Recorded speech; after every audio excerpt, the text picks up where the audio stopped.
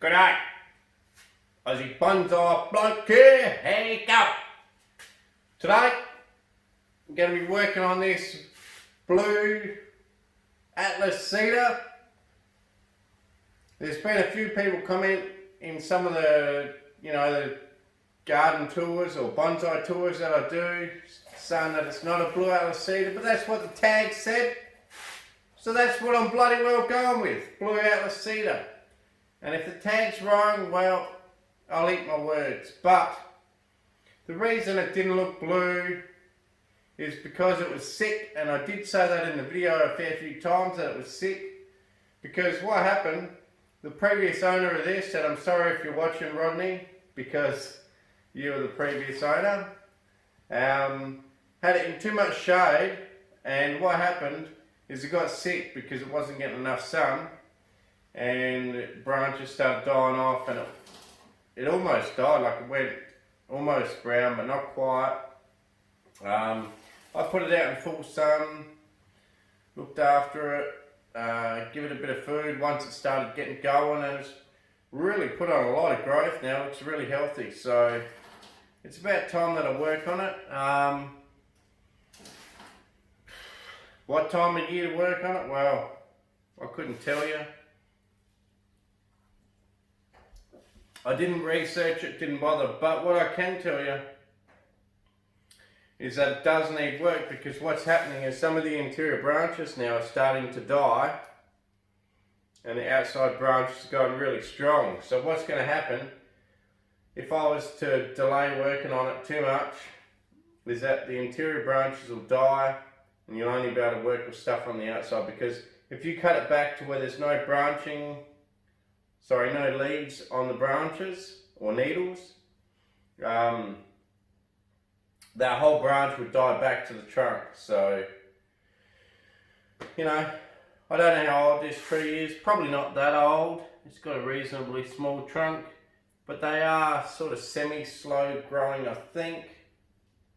Mind you, I don't really know enough about it to comment, so I think it's a fairly young tree. It's got a bit of a trunk, and I'm just going to trim it back to promote some of these interior branches to get stronger, and cut back some of the stronger branches, because otherwise you're going to end up with a trunk and all the foliage way out from the trunk. So it's time to work on it. Like I said, I don't know if this is the time of year to work on it. We're in autumn, almost going into winter here in Australia, but in autumn, and yeah, I'm going to work on it now. And also, just one other bloody thing I've got here to show you. I'm not going to be fake like some of those other bonsai people and have everything well bloody manicured. I'm just showing you here, I've got lots of weeds. Jesus, man. Oh, you bastard. That's a blackberry, I reckon. Whew. What a bastard, it just got me. I'll bring you in on the weeds. I just want to show you that, everyone, I'm pretty sure everyone at some time or another, life gets in the way and you can't keep on top of the weeds. Looks like the mini understory of the forest. These bloody blackberries, they just pricked the crap out of me. Bastard. Another one here, another one here. Bastard. The whole pot's full of them, look at it. Last time I tried and pull that out with my fingers. Jesus. But yeah, anyway, so you can see, I want to keep some of these interior branches like this one, and this one here is going to probably have to go. You can see all the really nice growths going to the outside of the tree now. And that almost does look blue, I think. I'm pretty sure it is a blue Atlas cedar. But anyway, I got told it wasn't, but it wasn't that healthy back then. So now you can see the new growth looks a lot more blue. And I did say that in the video, but obviously no one took me took me advice on how sick it was. It was almost about to die actually. It was actually very close to death. But it has come back really, really well. So let's get to chopping it. I do got to weed that pot, but I'm a bit scared about those bloody, I think they're blackberries or something like that. Absolute pain. So I'm not sure. Oh, I really got to weed it. Okay, I'll just pull them out. Pull the stuff out from down low. And hopefully, oh, I can get below the height of all the spikes. You can see in here too. Wish I could do a, well, I can do a close up, but there's some old needles. I'll bring them to you. Just shows that it shed all the old needles that were half dead when I got it. This shows you all the old needles that were on it. They were sort of semi-green when I got this tree, when it was really sick. And it's dropped all those old needles and decided to grow all new ones.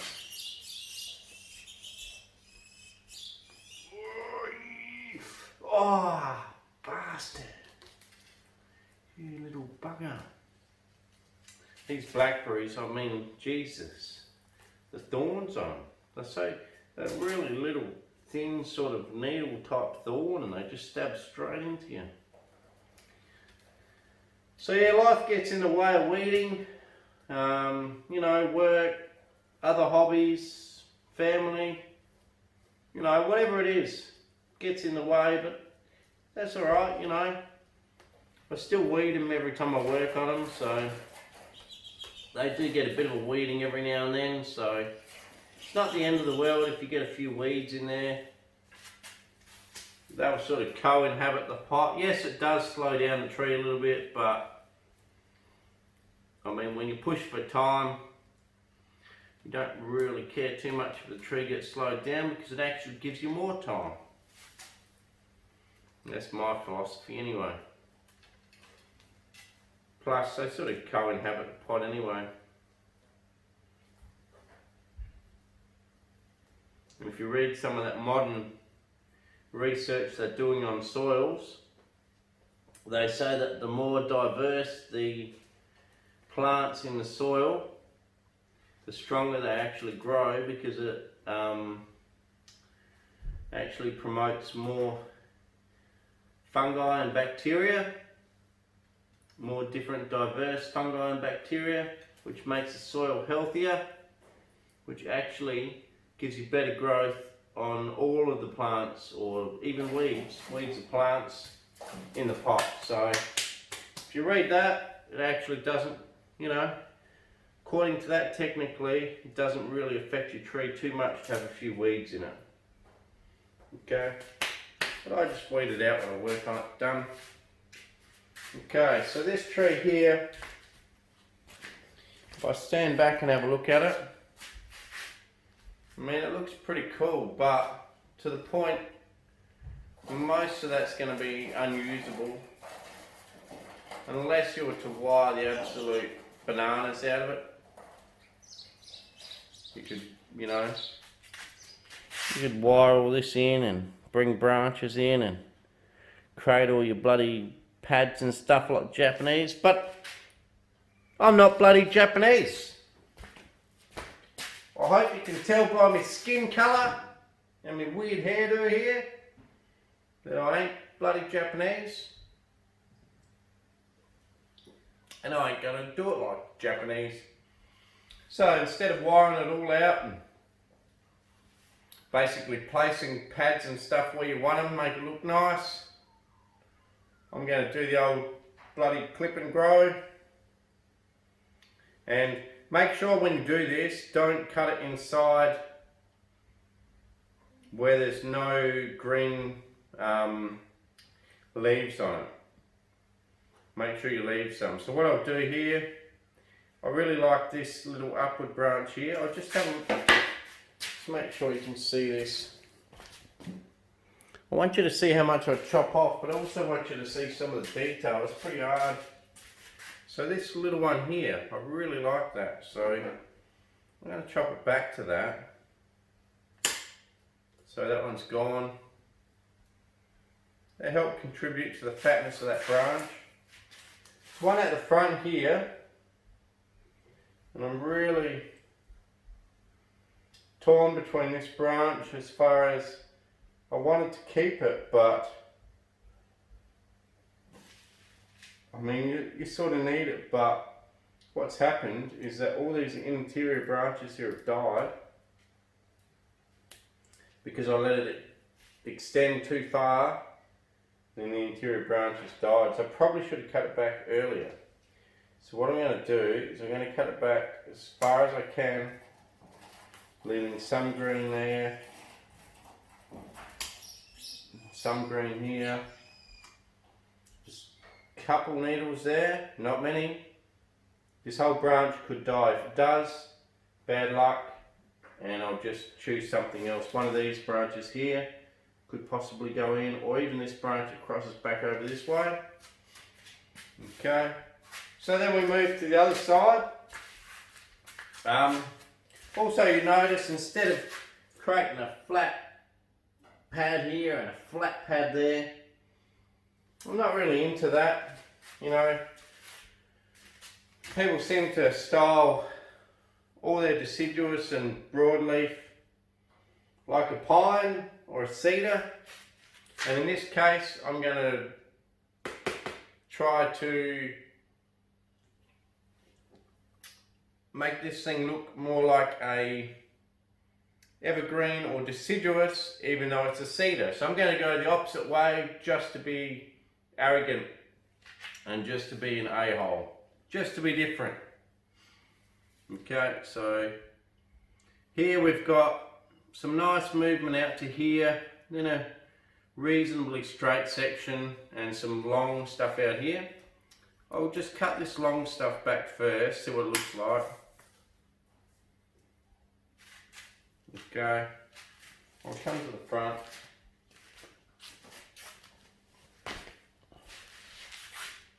Okay, so it's looking a bit crazy. I'll shorten these. Always keeping the green needles.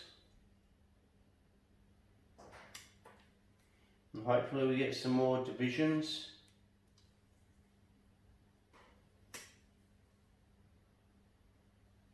Keeping the green needles. Okay. You can see, I hope that we've still got green needles on all of that. And I'm just doing clip and grow, you know, I'm just going to shorten everything up to keep it condensed. Opting quite often for the upward branches instead of downward branches, because I just want it to look like a nice full tree, you know. That's how I'm going to try and style it.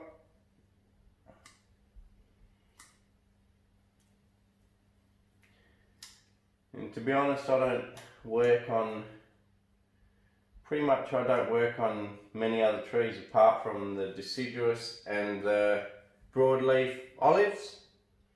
So my skill level is pretty limited, and you know, feel free not to follow anything that I bloody well do here, because I can be totally wrong and it might all die, but who knows, let's see.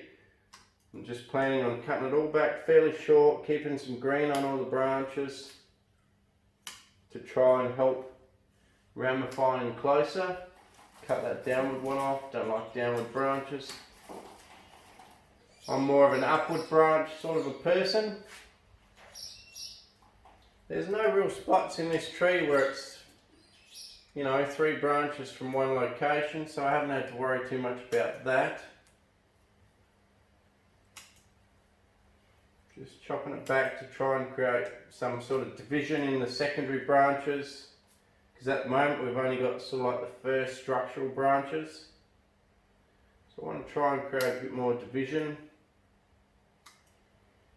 So I'll be sort of pruning for that, trying to create some interest in the branch structure, some different directions, cutting it back pretty hard to try and promote more direction and divisions, and always leaving some green at the base of branches. If you don't leave the green and you cut it back to a branch that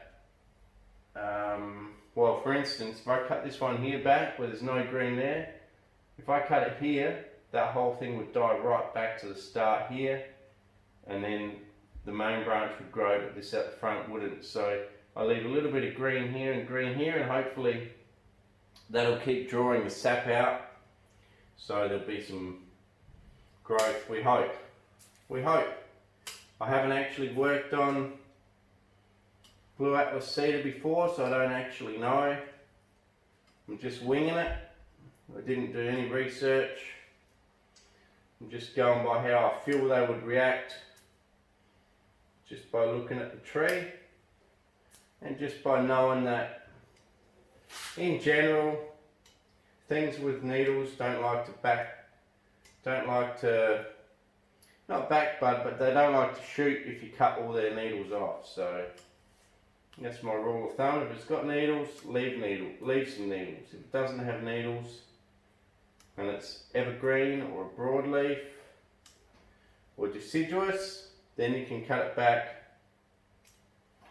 to where there's just a stick and new buds will come out. But if it's got needles, leave needles. That'll be my new philosophy. If it has needles, leave needles. So here this branch has died. You could peel it back, create some sort of a weird gin out of it if you wanted to, but it's such a small branch. I don't really like to think that it's going to stay there anyway. It'll probably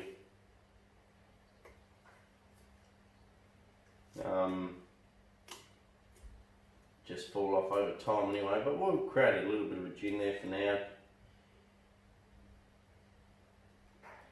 Just ring back that bark and pull the bark off. Leave that there for now. Can't hurt anyway, can it? Right, so that's pretty much it. I guess I do got to decide how far I want the top to go. Comes right out the front.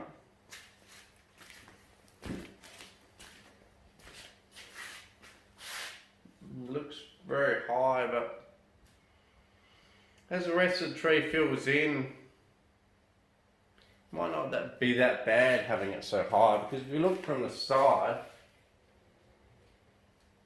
it comes quite a way at the front. Look, I reckon it's too far. I'm going to give it a chop back to this upward one here. Okay. Don't be scared to make a big cut. I mean, part of the reason I'm not scared is because I've got that many trees to work on. If I bugger one up, I just move on to the next one. Wait for it to create some interesting branching on its own again, and then I come back and trim it again. So I'm not too worried if I stuff something up, but if you've only got one tree, I guess you could be inclined to stress about every single cut you do. But if that's the case, I suggest you get more trees, because part of bonsai is making the hard cuts. Okay, so I think that's getting close to what I want for now. I could try to wire something out, but really it needs something around that side.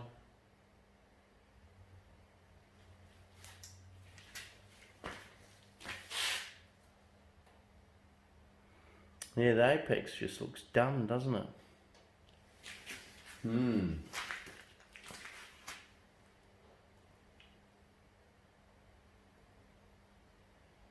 I think there's no ramification in it. doesn't do anything for me. It's just a slow sausage bend, probably caused by maybe someone originally was wired doing just a slow little bend. I don't know. That's a big cut if I do that. Just got to make sure. And try a different angle.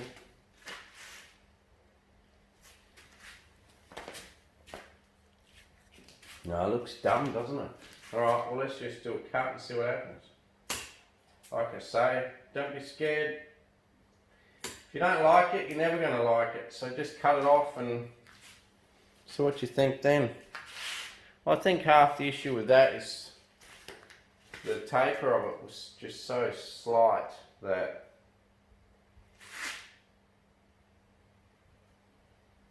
yeah, I'm just going to let it all grow, see where it all ends up.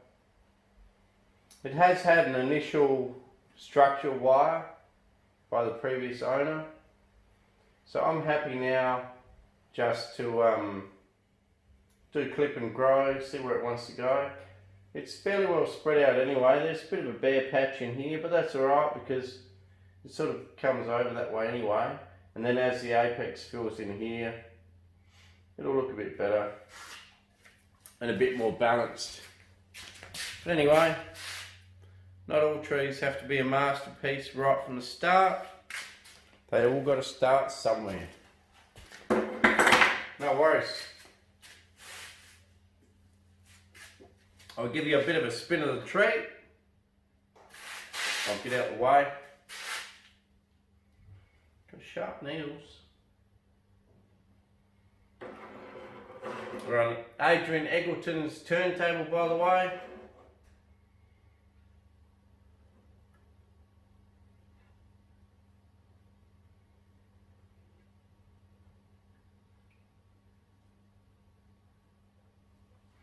So that's it. I know it was nice and elegant with all its big long branches. I'll show you how much I cut off actually. And it's quite nice with all that foliage, but in the long run it would have been to the detriment of the tree. You've got to make the hard cuts, hard decisions, and cut it off. So you can see I've cut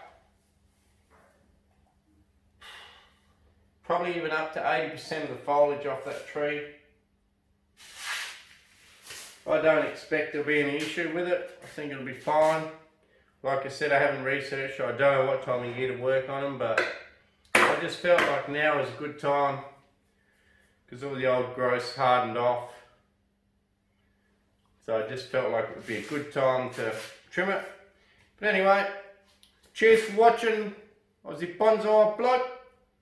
Please like, share, subscribe, tell your mates about the channel, and I'll catch you next time. Cheers.